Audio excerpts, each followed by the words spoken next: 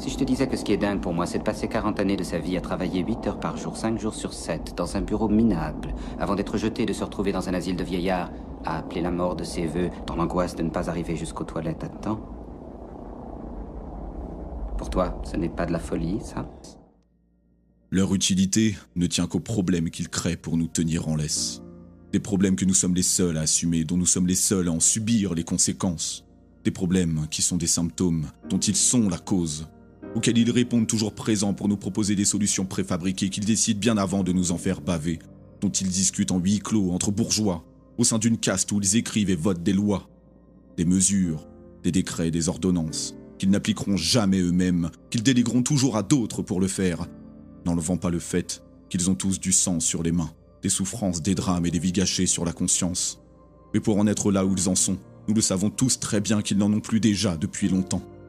Et comme dirait notre regretté l'abbé Pierre, quand le soir, dans vos belles maisons, vous allez embrasser vos petits-enfants avec votre bonne conscience, vous avez probablement plus de sang sur vos mains d'inconscient au regard de Dieu que n'en aura jamais le désespéré qui a pris les armes pour essayer de sortir de son désespoir. Nous sommes leur bétail, une marchandise, leur matière première, les petites mains dont ils ont besoin et dont la sueur qui coule des fronts ne sera jamais la leur. Du bétail qu'ils exploitent de la naissance jusqu'à la mort, dont ils ont besoin pour exister, car sans nous, ils ne sont rien. Raison pour laquelle ils s'attachent à nous maintenir la tête sous l'eau, à nous empêcher de respirer, à nous diviser, à nous culpabiliser selon des règles immorales en décidant de tout pour tous, sans jamais faire l'objet d'une seule de leurs exigences. Eux qui passent constamment entre les mailles du filet qu'ils ont conçu eux-mêmes, pour en connaître les moindres failles et passer au travers. Ils se succèdent d'un mandat à l'autre en contraignant les Français au vote comme seule et unique alternative, celle de nous en remettre au pire pour continuer d'espérer que tout aille mieux. Et bien que l'espoir fait vivre, il ne payera jamais nos factures ni ne remplira nos frigos et nos placards de nourriture.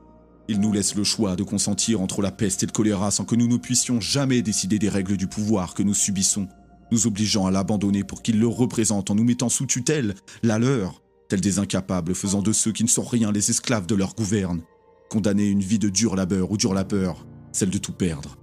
Ce sont eux qui mènent les guerres sans jamais appuyer sur la gâchette.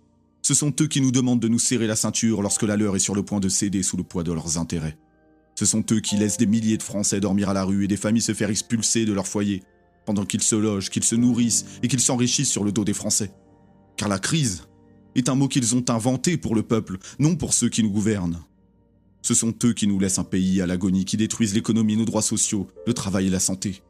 Ce sont eux qui tuent nos savoir-faire, qui détruisent nos ambitions, qui tuent nos métiers que nous portons avec passion en regardant impuissants nos artisans, entrepreneurs et commerçants disparaître les uns après les autres pour laisser une autoroute, un boulevard au lobby, mais aussi aux grands groupes qui précariseront les plus modestes car ce sont toujours les mêmes qui payent.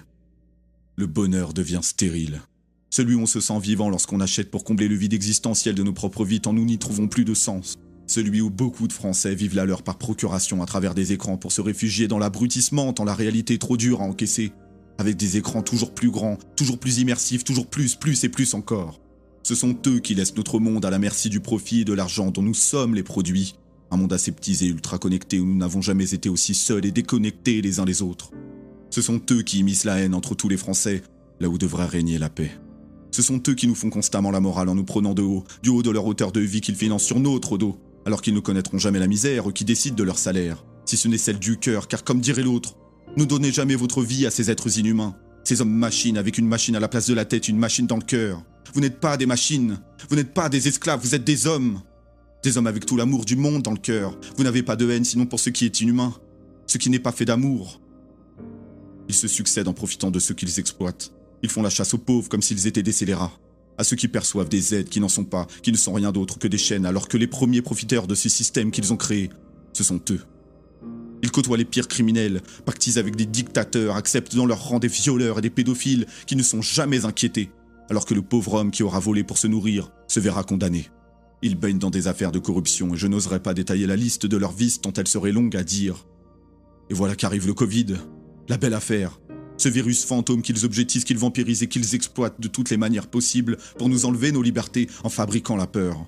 Celle-là même qu'ils dictent et qu'ils encadrent en nous disant comment la vivre, en nous disant quoi faire, quoi dire et quoi penser, faisant de la pensée libre une maladie, une désobéissance et une anomalie. Ils nous surveillent avec leur milice et la technologie dont tout le monde veut pour répondre aux derniers cris, sans jamais entendre tous les cris qui auront été nécessaires pour qu'ils en jouissent.